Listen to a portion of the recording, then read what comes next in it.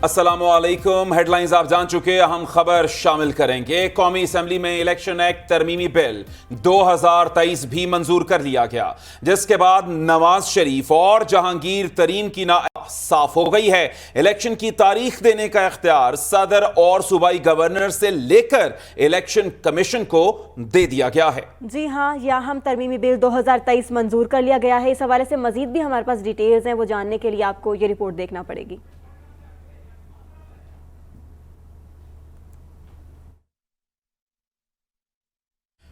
आपको बताएं कि कौमी असेंबली में इलेक्शन एक्ट तरमीमी बिल 2023 मंजूर कर लिया गया, जिसके बाद नवाज शरीफ और जहांगीर तरीन की नाअहलियत खत्म होने की राह हमवार हो गई है। इलेक्शन की तारीख देने का इख्तियार सदर और सूबाई गवर्नर से लेकर इलेक्शन कमीशन को दे दिया गया है।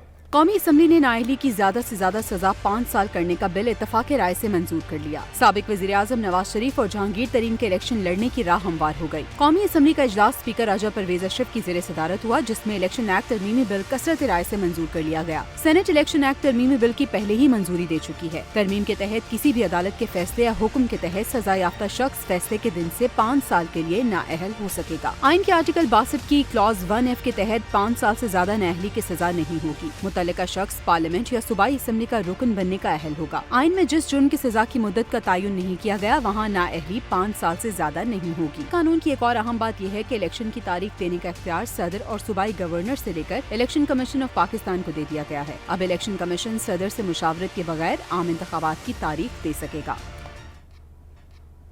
सियासी मैदान में बड़ी हलचल जारी है। दुबई आजकल सियासी सरगर्मियों का मरकज बना हुआ है, क्योंकि वहां पर सियासी सरगर्मियां तेज हो गई हैं। जराए का ये बताना है कि साबिक सदर आसिफ अली जरदारी अचानक दुबई रवाना हो गए हैं और आसिफ अली जरदारी खुसूसी तैयारे के जरिए कराची से दुबई रवाना हुए हैं, जहां पर उनकी मुलाकात नवाज शरीफ से होगी।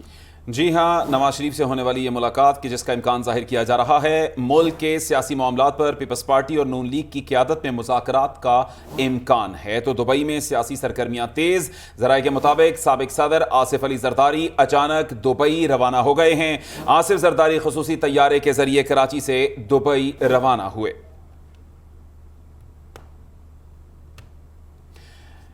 तो नाज़रीन, कौमी असेंबली ने फाइनेंस बिल 2023 की कसरत राय से मंजूरी दे दी है। फाइनेंस बिल की मंजूरी के साथ ही माली साल 2023-24 का विफाकी बजट भी मंजूर कर लिया गया है। बिल्कुल, और इसके अलावा पेट्रोलियम डेवलपमेंट लेवी ऑर्डिनेंस में तरमीमी बिल के बाद विफाक को 60 रुपए फी लीटर तक लेवी आयद करने का इख्तियार भी होगा। मजीद इस हवाले से क्या तफसीलात हैं, रिपोर्ट देखिए। कौमी असम्बली ने 14,480 अरब रुपए का वफाकी बजट मंजूर कर लिया है। टैक्स वसूलियों का हदफ 9,200 से बढ़ाकर 9,415 अरब मुकर्रर कर दिया गया। पेंशन अदायगी 761 अरब से बढ़ाकर 801 अरब कर दी गई। NFC के तहत 5,276 अरब की बजाय 5,390 अरब मिलेंगे। फाइनेंस बिल में मजीद तरमीम के तहत 215 अरब के नए टैक्स आयद किए गए। BISP प्रोग्राम 459 अरब की बजाय 466 अरब कर दिया गया। वफाकी तरक्याती बजट 950 अरब होगा। वज़ीर खजाना ने पेट्रोलियम डेवलपमेंट लेवी ऑर्डिनेंस में तरमीम पेश की, जिसे कौमी असम्बली ने कसरत राय से मंजूर कर लिया। तरमीम में पेट्रोलियम डेवलपमेंट लेवी की हद 50 रुपए फी लीटर से बढ़ाकर 60 रुपए फी लीटर कर दी गई। वफाकी हुकूमत को 60 रुपए फी लीटर तक लेवी आयद करने का इख्तियार होगा। चेयरमैन कायमा कमेटियों को 1200 सीसी तक गाड़ी इस्तेमाल करने की इजाज़त होगी। इस वक्त 1300 से 1600 सीसी तक गाड़ी इस्तेमाल करने की इजाज़त है। पुरानी टेक्नोलॉजी के हामिल पंखों पर 1 जनवरी से 2000 रुपए टैक्स होगा, जबकि पुराने बल्बों पर 1 जनवरी से 20% टैक्स आयद होगा। कौमी असेंबली से फाइनेंस बिल की मंजूरी के अमल के दौरान अरकान की अक्सरियत ऐवान से गायब नजर आई। ऐवान में हुकूमती बेंचेस पर 70 और अपोजिशन बेंचेस पर 2 अरकान मौजूद थे। तो एक जानिब तो फाइनेंस बिल मंजूर हो गया, दूसरी जानिब अपोजिशन की जानिब से जो है वो तनकीद के निश्तर बरसाए जा रहे हैं। PTI रहनुमा शाह महमूद कुरैशी ने वज़ीर ख़ज़ाना इसहाक डार के इस्तीफ़े का मुतालबा कर दिया है। कहते हैं कि इसहाक डार के बजट को IMF और तमाम इदारों ने मुस्तरद कर दिया है। कौम पर बजट की मद में 215 अरब रुपए के नए टैक्स लगा दिए गए हैं। जी हाँ, और उनका कहना था कि इसहाक डार पर IMF को भी एतबार नहीं है। उन्होंने मजीद क्या कहा, आप भी देखिए। वोटर से पूछे, 12-12 घंटे की लोड शेडिंग हो रही है और इस लोड शेडिंग पर मजीद इलेक्ट्रिसिटी टैरिफ बढ़ाने की बात की जा रही है, रिवीजन की बात की जा रही है। तो ये बजट कौम भी मुस्तरद कर चुकी है, ताजिर भी मुस्तरद कर चुके हैं, सनतकार भी, किसान भी और अब IMF ने भी मुस्तरद कर दिया है। डार साहब, मेरी आपसे गुजारिश है और किसी और को ये जिम्मेदारी दें जो ये काम संभाल सके। तो IMF के मुतालबे पर विफाकी हुकूमत ने पेश करदा बजट में तब्दीली करके भारी टैक्सेस के अंबार लगा दिए हैं। गरीबों की दावेदार हुकूमत ने उन पर मजीद बोझ डाल दिया है। अब ये सब कुछ जो हुआ है, इसके बाद पार्लियामेंटेरियंस जो है वो हुकूमती इक़दामात पर भी कुछ कह रहे हैं। वो क्या कह रहे हैं जानने के लिए हम ये रिपोर्ट देखते हैं, गुलाम मुर्तज़ा ने तैयार की है। मरकजी बजट अभी मंजूर नहीं हुआ, बल्कि आज कौमी असम्बली में नया बजट पेश कर दिया गया, जिसके मुताबिक 215 अरब रुपए के नए टैक्स लगाए जा रहे। गरीब आवाम पर कब तक नए टैक्स लागू होंगे, अमीर तबके पर क्यों नहीं? इस हवाले से अरकानी पार्लियामेंट क्या कहते हैं, आइए उन्हीं से जानते हैं। लगेंगे ये गरीबों के ऊपर बिल्कुल नहीं लगेंगे, इनके ऊपर इनके स्लैब निकाले जाएंगे, उन पर लगाई जाएगी जो अशरफिया जो मुल्की हैं, जो कि टैक्स चोरी करते हैं, जो टैक्स से भागते हैं। एक तरफ हम कहते हैं कि खत गुर्बत से मिडिल क्लास भी नीचे जा रही है और दूसरी तरफ डबल पेंशन और तनख्वाह मराहत है, तो ये फिर इंसाफ का तकाजा नहीं था कि मजबूरी है, हुकूमत की मजबूरी है। अगर हुकूमत इस तरह ना करे तो हुकूमत नहीं चल सकते, वरना टैक्स लगाना कोई अच्छी काम नहीं है। बाहर आप चले जाएं कि हर बंदा टैक्स देता है। सबसे सस्ता तरीन मुल्क जो है पाकिस्तान है। टैक्स बिजली का बिल नहीं देते, आप टैक्स की बात करते हो और कहते हैं कि जी ये लोड शेडिंग हो रही है। रिटायर्ड होते थे सरकारी मुलाजमीन, बड़े बड़े ग्रेड्स में वो 2-2, 3-3 पेंशनें लेते थे। एक अपना वो लेते थे, एक नौकरी का, एक दूसरी का। वो डार साहब ने कहा एक पेंशन मिलेगी। पाकिस्तान की मैशत तबाह हो गई, एग्रीकल्चर तबाह हो गया, कारखाने हमारे बंद हो गए, कोई रोजगार नहीं मिला, नौकरियां नहीं मिली लोगों को, कोई तरक्की मुल्क की नहीं हुई। कमाई पर टैक्स ले रहे ना हम, कोई जेब से तो नहीं निकाले। आम बंदे के पास खाने पीने का नहीं है, वो जिसने बड़ी कमाइयाँ की है वो क्यों नहीं टैक्स दे? बजट में तनख्वाहदार तबके पर टैक्स, पेट्रोलियम लीवी और मशरूबात समेत हर चीज पर टैक्स से आम आदमी मुतासिर होगा। जबकि अरकानी पार्लियामेंट का कहना है कि नए बजट में गरीब आवाम पर कोई टैक्स नहीं लगेगा, बल्कि 215 अरब रुपए के नए टैक्स अमीरों पर ही लागू होंगे। कैमरामैन राजा इबाद के साथ Ali Murtaza, PNN, parliament house, Islamabad. तो ये थी पार्लियामेंटेरियंस की राय। अब आगे बढ़ते हैं, बात करते हैं ख्वाजा आसिफ ने के हवाले से। उन्होंने कहा है कि चेयरमैन सेनेट की मराद जो है वो ठीक नहीं है, ये नहीं होनी चाहिए। इस हवाले से उन्होंने कौमी असम्बली के इजलास में खिताब किया है। उन्होंने कहा कि मौजूदा मौशी हालात में चेयरमैन सेनेट की मराद का दिफा नहीं किया जा सकता। उन्होंने मजीद कहा कि सेनेट में जो कुछ हुआ कौमी असम्बली की हिमायत इस हवाले से नहीं होगी। पार्लियामेंटेरियंस अपने पैसों से हज करने जा रहे हैं। IMF से जल्द मुआहदा मुतवक्के है। ये चीजें जो है प्रोटोकॉल ना इस्तेमाल करें। 4-5 ओहदे हैं जनाब वाला, आप सिंबल हैं पार्लियामेंट के, आपके ओहदे का एक प्रोटोकॉल है, बिल्कुल जस्टिफाइड। प्रेसिडेंट पाकिस्तान का है, प्राइम मिनिस्टर का है, जस्टिफाइड है। लेकिन हमारे या चेयरमैन सेनेट का जो है प्रोटोकॉल है, बिल्कुल जस्टिफाइड है। ये आईनी ओहदे हैं, इनका प्रोटोकॉल जो है वो किसी ना किसी तरह उसकी जस्टिफिकेशन मौजूद है। मैं लोगों की दिल आज़ारी नहीं करना चाहता, ये ना करें।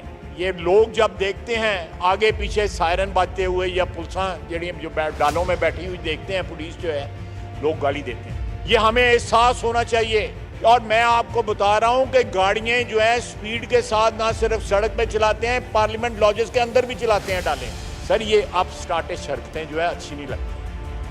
अल्लाह ताला ने इतनी इज्जत दी हुई है, पाकिस्तान की आवाम ने इतनी इज्जत दी हुई है, हमारी आने वाली नस्लें जो है ये कर्ज नहीं उतार सकती या ये हरकतें ना करें। जो हमारे आईनी ओहदे हैं वो ज़रूर प्रोटोकॉल इस्तेमाल करें, ज़रूर सिक्योरिटी इस्तेमाल करें। अगर हमें कोई सिक्योरिटी की ज़रूरत है तो ये रिस्क हमने लिया हुआ है, अगर नहीं वारे में तो छोड़ दें। आराम से आम MNA जो है, जो बाकी जितने भाई बहन हमारे हैं उनकी तरह ज़िंदगी गुजारें। जब ओहदे आते हैं तो इस तरह ना करें। सुप्रीम कोर्ट में फौजी अदालतों में सिविलियंस के ट्रायल के खिलाफ दरखास्तों का मामला। वजीर आजम शहबाज शरीफ ने बैरिस्टर फरोग नसीम को अपना वकील मुकर्रर कर दिया है। बिल्कुल, बैरिस्टर फरूग नसीम वजीर आजम की तरफ से सुप्रीम कोर्ट में पेश होंगे और सुप्रीम कोर्ट में मुकदमे की समाअत कल 9:30 बजे होगी। अदालत उज़्मा ने दीगर फरीकैन के साथ वजीर आजम को भी नोटिस जारी किया था और इस नोटिस के बाद फिर वजीर आजम की जानिब से बैरिस्टर फरूग नसीम को अपना वकील मुकर्रर कर लिया गया है।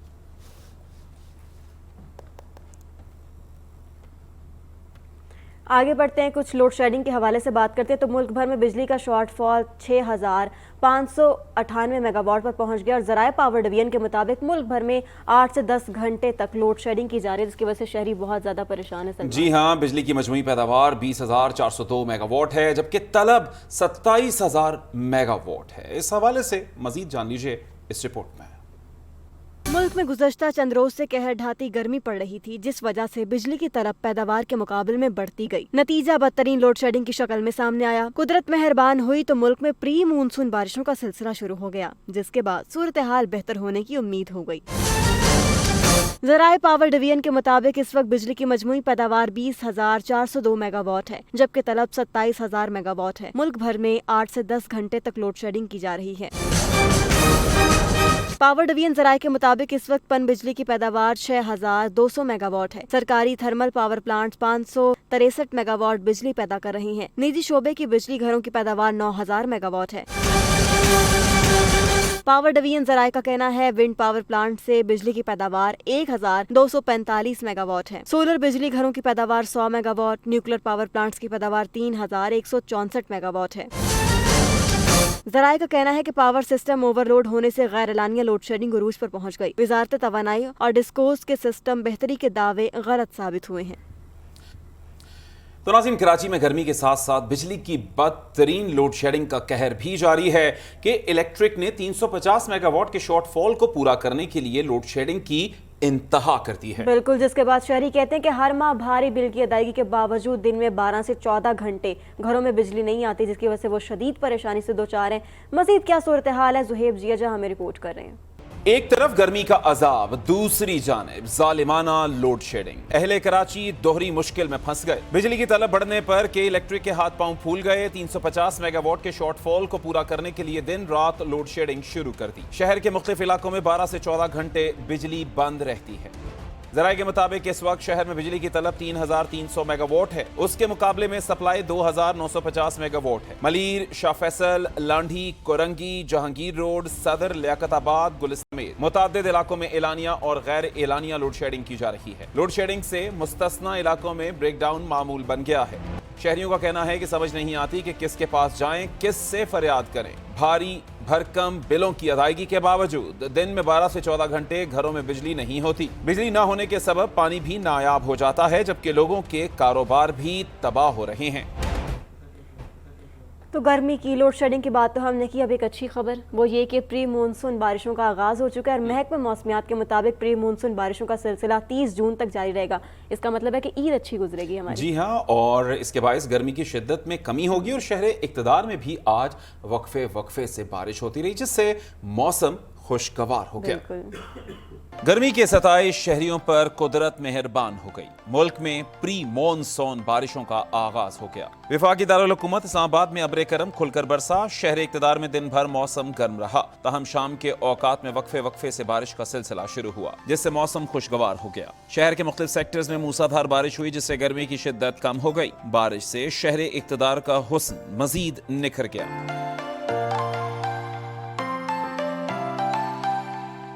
महकमे मौसमियात के मुताबिक प्री मॉनसून बारिशों का सिलसिला 30 जून तक जारी रहेगा, जिसके बायस गर्मी की शिद्दत में कमी होगी। इस दौरान इस्लामाबाद, रावलपिंडी समेत पंजाब के कई शहरों में तेज हवाओं के साथ मूसलाधार बारिश की तवक्को है। कश्मीर, गिलगित बल्तिस्तान, खैबर पख्तूनख्वा में भी तेज बारिश का इम्कान है। सिस्टम के जेर असर बलोचिस्तान, जनूबी पंजाब और सिंध में आंधी, गरज चमक और मूसलाधार बारिश बरसने की उम्मीद है। विफाकी वजीर मौसमियाती तब्दीली शहरी रहमान का कहना है कि शदीद बारिशों से शहरी इलाकों में अर्बन फ्लडिंग, पहाड़ी इलाकों में सैलाब और लैंड स्लाइडिंग का अंदेशा है। तमाम मुतालिका और मकामी इदारों को अलर्ट रहने और सयाहों को मोहतात रहने की हिदायत जारी की गई हैं। आगे बढ़ें और आपको बताएं कि इस्लामाबाद का सबसे बड़ा सरकारी अस्पताल पिम्स बुनियादी सहूलतों से महरूम है। अस्पताल के एयर कंडीशनर 1 माह से ख़राब पड़ा, जिसकी वजह से डॉक्टर्स भी परेशान हैं और मरीजों को भी बहुत ज़्यादा जो मुश्किलात का सामना करना पड़ रहा है। जी हाँ, ज़राए के मुताबिक हीट वेव से मुतासर होने वाले चंद मरीज जान की बाजी भी हार चुके हैं। मीडिया पर खबर नशर होने के बाद वफाकी वज़ीर सेहत अब्दुल कादिर पटेल पिम्स अस्पताल पहुँच गए और मुताल्लिका अमले की सरजनिश की।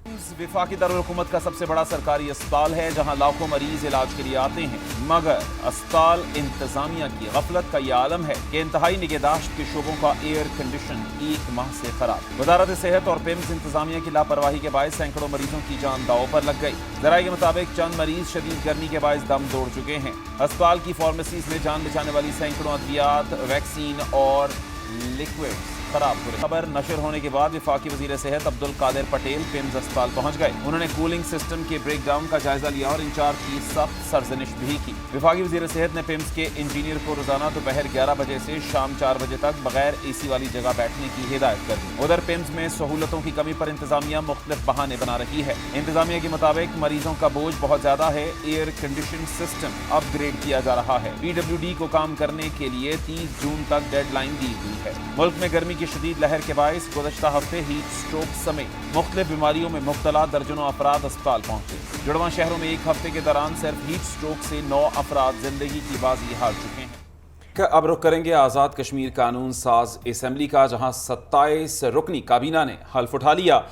सदर रियासत बैरिस्टर सुल्तान महमूद ने वज़रा से हल्फ लिया। जी हाँ, हल्फ बर्दारी की तकरीब में वज़ीर आज़म, आज़ाद कश्मीर स्पीकर असम्बली और दीगर ने शिरकत की। आज़ाद कश्मीर काबीना अरकान की कुल तादाद 29 हो गई, जिसमें तहरीक इंसाफ, हम ख्याल के 15, पीपल्स पार्टी के 9 और मुस्लिम लीग नून के 4 वज़रा शामिल हैं।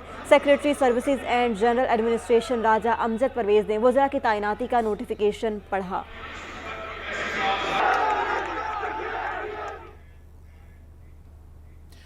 और नाज़रीन, आगे बढ़ते हुए बात करेंगे दुबई में अहम सियासी बैठक। जराये के मुताबिक बिलावल भुट्टो जरदारी भी दौरा चीन मंसूख करके दुबई रवाना हो गए हैं। साबिक सदर आसिफ जरदारी पहले ही दुबई पहुंच चुके हैं। हाँ, दुबई सियासी सरगर्मियों का मरकज बना हुआ है। बड़ी अहम मुलाकातें हो रही है। रहनुमा पीपल्स पार्टी के दोनों रहनुमा दुबई में हैं और शरीफ फैमिली से मुलाकात करेंगे। बिलावल भुट्टो जरदारी दुबई से फारिग होकर सरकारी दौरे पर जापान रवाना होंगे। तो अब देखना यह है कि ये मुलाकातें क्या रंग लेकर आएंगी। इस हवाले से फिर जैसे ही हमें जो भी इत्तलात होंगी वो आपसे ज़रूर शेयर करेंगे। दुबई में अहम सियासी बैठक। जराये के मुताबिक बिलावल भुट्टो जरदारी भी दौरा चीन मंसूख करके दुबई रवाना हो गए हैं। अहम सियासी बैठक जो कि अब दुबई में होने जा रही है। साबिक सदर आसिफ जरदारी पहले ही दुबई पहुंच चुके हैं। आगे बढ़ते हुए बात करें मनासिक के हज का। कल से आगाज हो रहा है। हज की अदायगी के लिए दुनिया भर से 20 लाख आज़मीन हज मक्कातुल मुकर्रमा पहुंच गए हैं। पहली बार आर्टिफिशियल इंटेलिजेंस की मदद से सिक्योरिटी के मामलात पर गहरी नजर रखी जाएगी। सऊदी महकमे अमन आमा के डायरेक्टर हज सिक्योरिटी कमेटी के सरबरा मोहम्मद अल बसामी ने कहा कि data and artificial intelligence Saudi authority के साथ मिलकर हज सिक्योरिटी इंतजाम किए जा रहे हैं। उन्होंने कहा कि हज 2023 को फुल प्रूफ बनाने के लिए सिक्योरिटी स्कीम्स भी तैयार हैं। बदअमनी के हर कोशिश का मुकाबला किया जाएगा। मुशायरे मकसदा मिना, मुज़दलिफा, अरफात में मुस्तकबिल स्मार्ट जोन होंगे।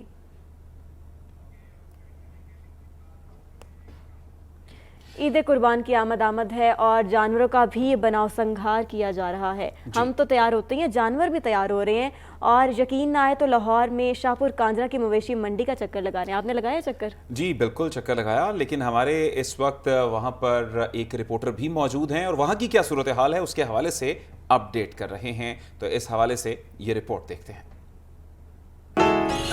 सलाम करो, बैठा रहो। लाहौर की शाहपुर कांजरा मवेशी मंडी में सजे बने ऊंट मरकज़े निगाह बन गए।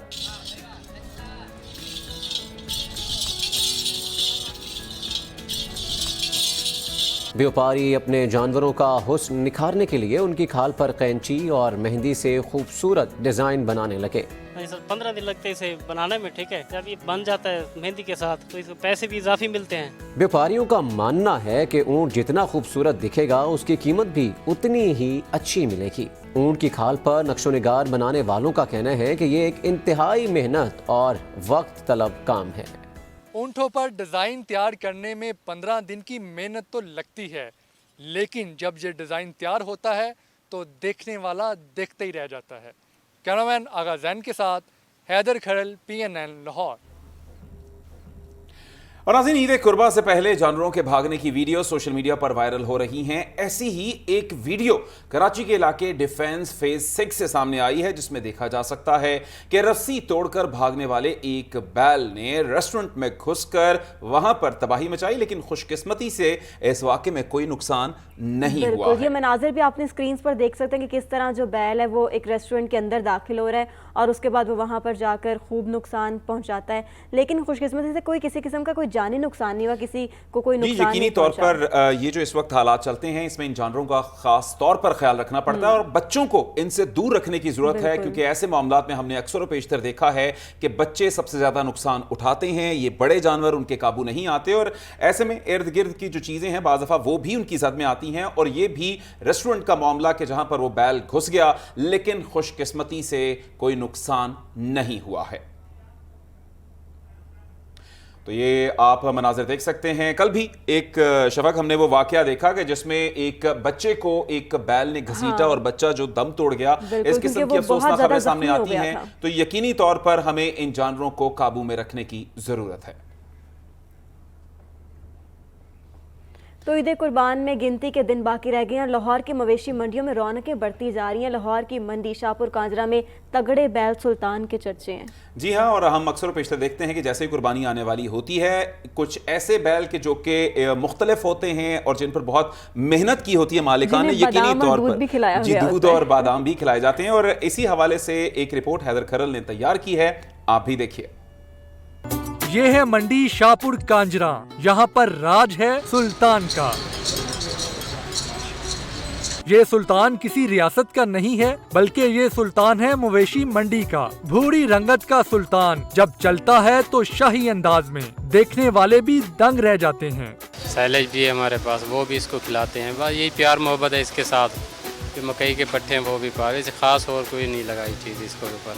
सुल्तान के मालिक का दावा है, इस पूरी मवेशी मंडी में इस जैसा कोई नहीं है। जो हमारे ब्राह्मण जानवरों में बड़ी ब्रीड है, हमारे पास 5-6 जानवर बड़े हैं, ये उनमें से एक जानवर है।